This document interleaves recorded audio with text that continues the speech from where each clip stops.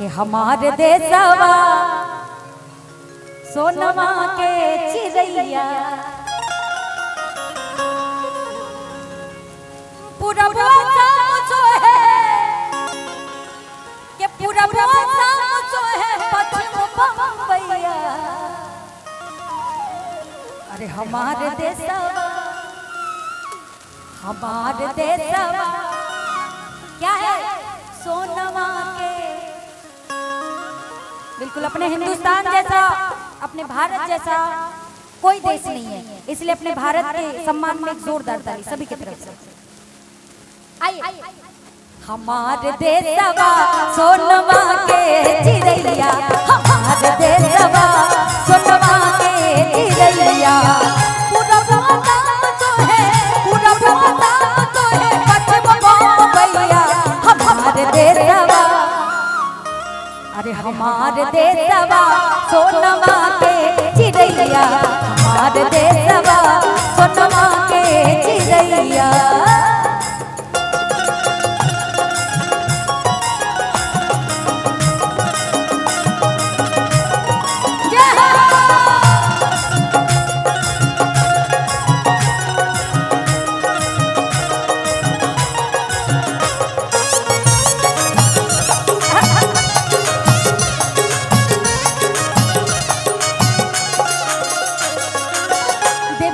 दुर्गा के पूजा महान बा,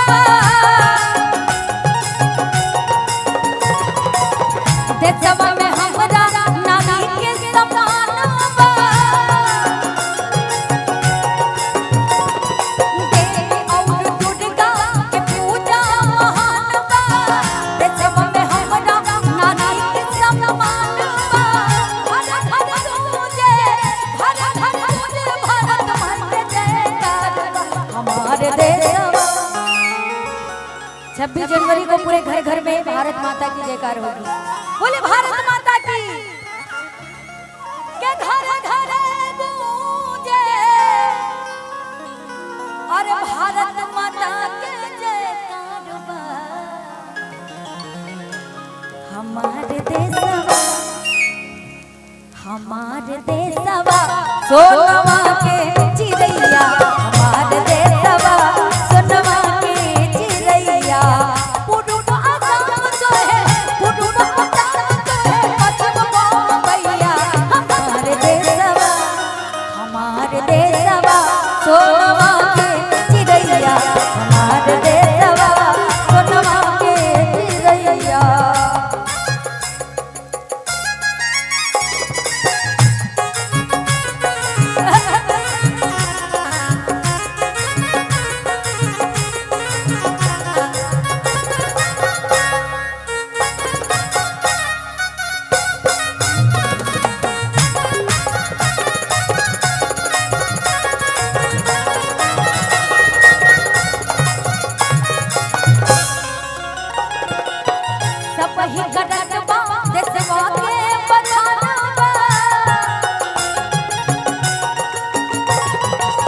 सुन सुन के मनवा हमरो आनंद बा,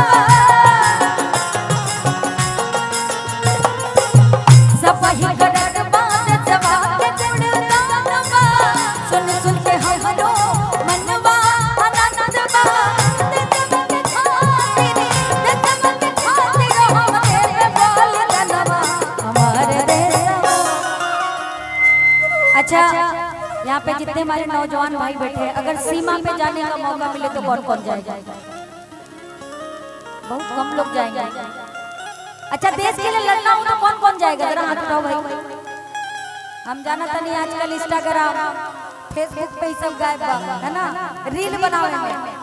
लेकिन रील बनाइए, रील बनाने से कुछ नहीं होता है। रील जैसी अपनी रियल जिंदगी बनाइए तब मजा आएगा, ठीक है? रील बनाने से कुछ नहीं हो सकता है।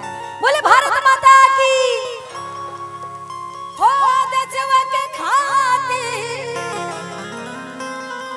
और हम देवे बोल दनवा। अब हमारे देशवा, अरे हमारे देशवा सोनमा के चिड़ैया, हमारे